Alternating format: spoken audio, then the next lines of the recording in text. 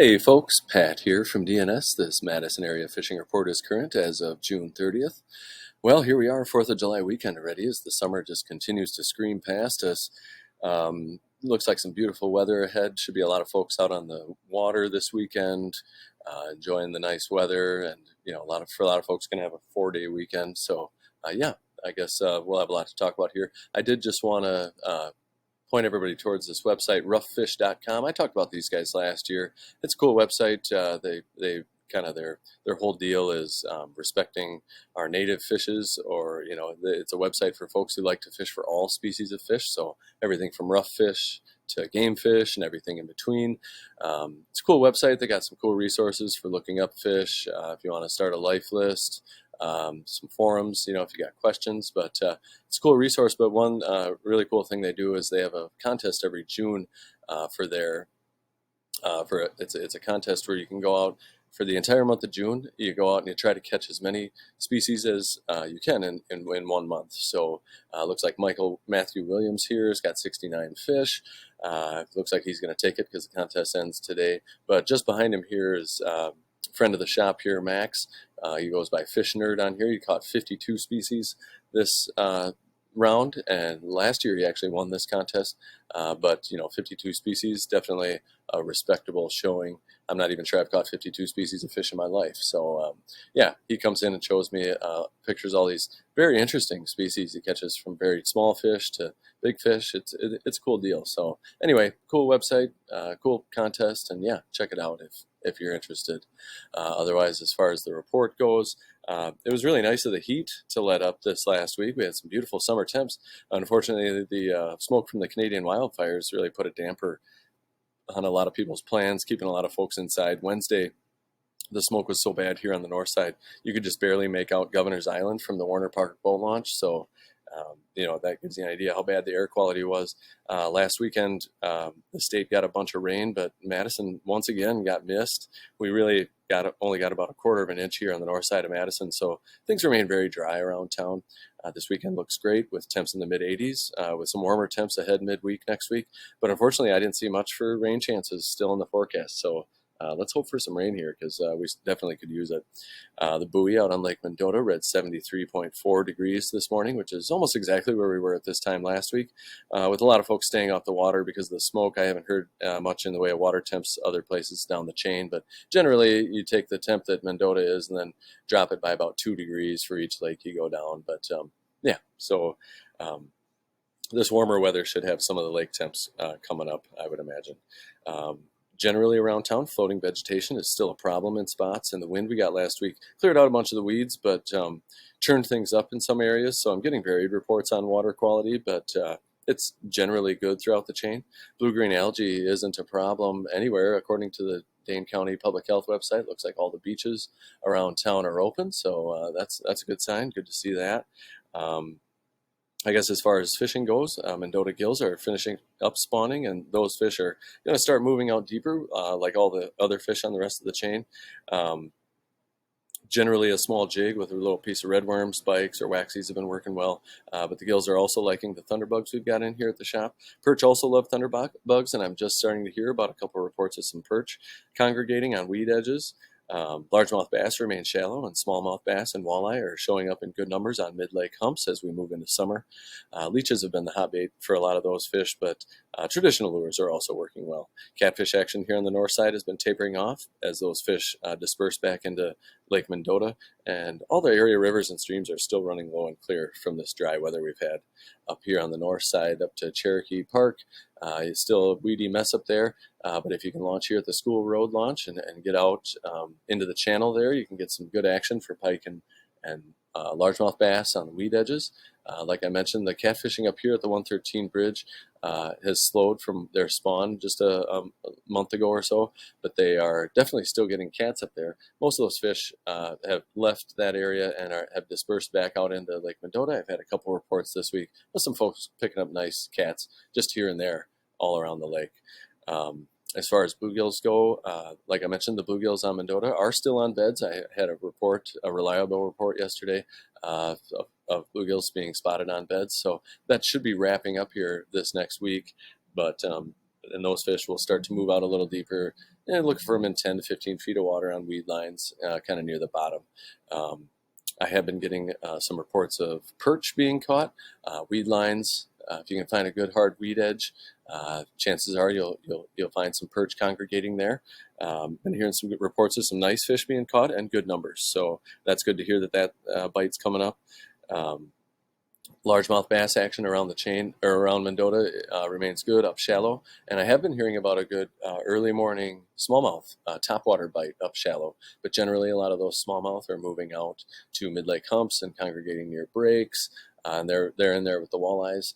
Leeches have been a great choice for those fish, but just about anything will work. There's a lot of fish out there, so I guess. Walleyes, like I said, have been congregating on the mid-lake humps, but I have been hearing some reports about them suspended out over deep water with all the new forward-facing sonar options. You can kind of cruise around out there and just you can find fish and just target them. Where in years past you really just have to luck onto them that way. But down here to Tenney Park, it sounds like some good action coming off the Tenney Park breakwall and some nice largemouth coming out of the Tenney Park Lagoon. The action in the river here. Below the locks has been slow because they're just not pumping a lot of water through there right now because of the dry weather we've had. On Lake Monona, kind of the same deal as Mendota, only they're just a week ahead or so. So the gills are off the beds here. They're moved out to about 10 to 15 feet of water. You can find those fish on the bottom. I talked about the Monona rig last week. A great way to catch these fish, and they're plentiful out there. Look for them on weed edges or really just anywhere just out a little bit deeper. They'll be hanging out there for another week or so, and then they'll start to move out in over the deep water where they suspend for pretty much the rest of the summer. Down to the Monona Bay and Triangles, some good bluegill action in there, largemouth bass and some pike coming out of there. Per usual. Then you have the Monona Terrace Wall out here has been producing some good gills, although size has been a little bit harder to come by. The crappie bites down there has been good during low light periods, so early in the morning, but also starting about 4 o'clock in the afternoon, it seems like those fish start to show up there, and then that bite is good even past dark down there. Over to Lake Wingara, I haven't heard a lot out of there, a bunch of tiny bluegills, some good bass in there, and also the occasional muskie. I haven't heard much in the way of muskie on Lake Monona, but I have seen some good reports on social media, so I know that there's fish out there. Otherwise, I haven't heard a ton in the way of walleye or anything on Lake Monona, and all your usual spots down here, Turville Bay and Weechawuk Bay have been producing some good panfish. Down to Upper Mud on Wabisa, I heard about a really good largemouth bass bite going on down there. Not a lot for size, but some good numbers. Wabisa, basically the same as Monona.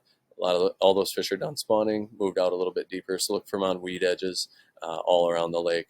I haven't heard a ton of walleye action, but I did hear about some fish being picked up between Babcock Park and Bible Camp over here, and also Hog Island up there is a pretty good spot to check, or the Rock Pile. Haven't heard much in the way of muskies there. Been hearing about some fish below the dam here at Babcock. Oh, and the launch here at Babcock too. I guess the county's still in there working, dredging that out. So they've been taking up a spot or two at the boat launch. So just be prepared for that if you try to launch out of there.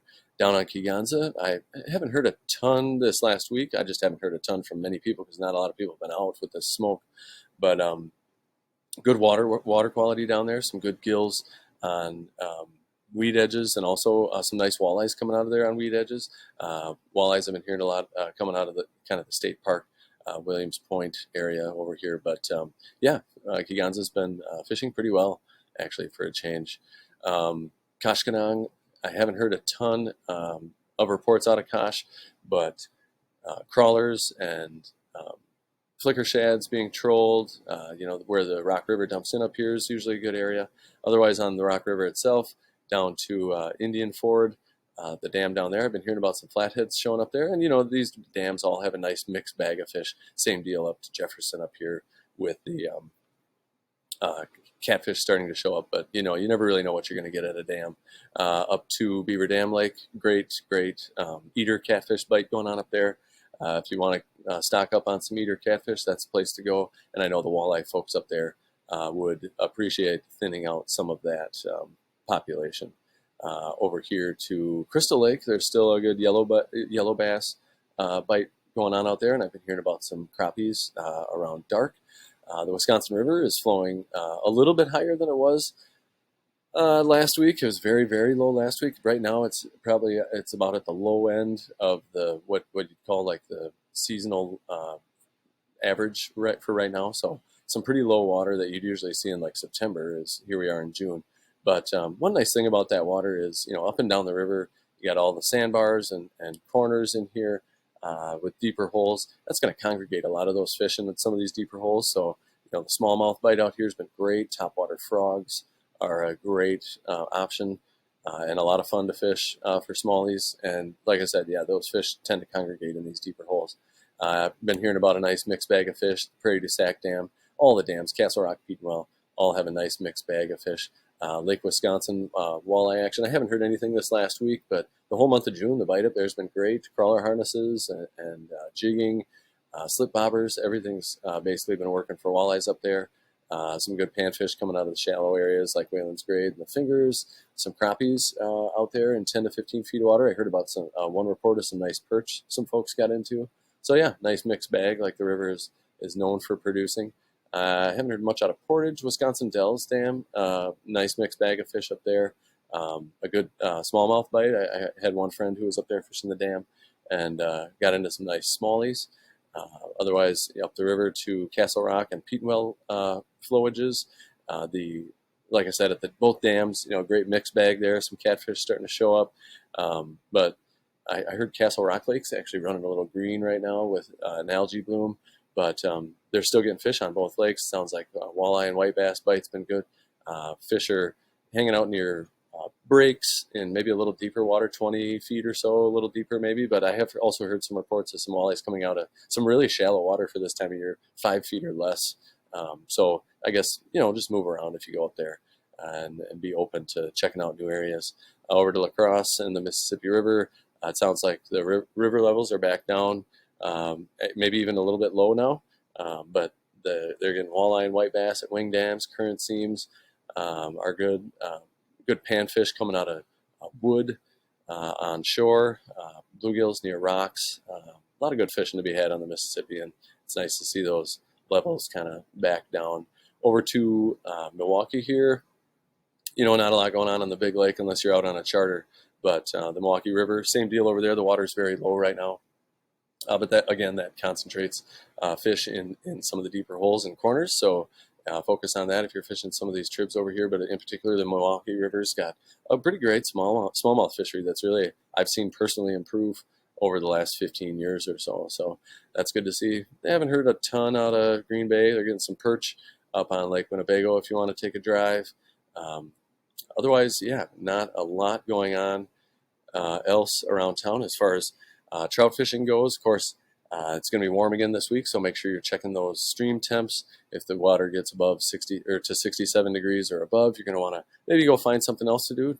Hit up the Wisconsin River, great smallmouth bite. Go find some carp. They're fun on a fly rod, or just find something else to do because those fish trout don't do well when they get stressed in warm water.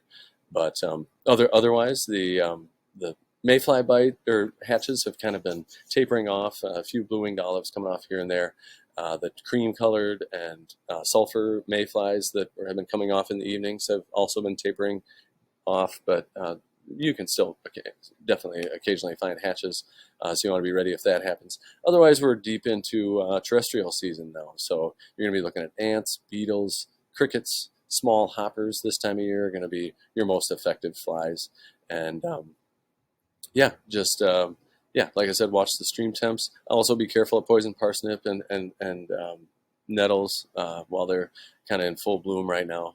But otherwise, on the not fly fishing side of things, Rapalas, panther martins, tube jigs, always great options. Bobber with a redworm could be the most effective way to catch trout that exists. So if you get out trout fishing, have a good time. I guess that pretty much does it for the report. Feel free to call the shop if you want us to expand on anything or you got any specific questions, 241-4225. Otherwise, post your comments and catches below. Love to see those down there. And yeah, I hope everybody has a safe and happy 4th of July weekend. And we will talk to you next week. Thanks for tuning in. Bye now.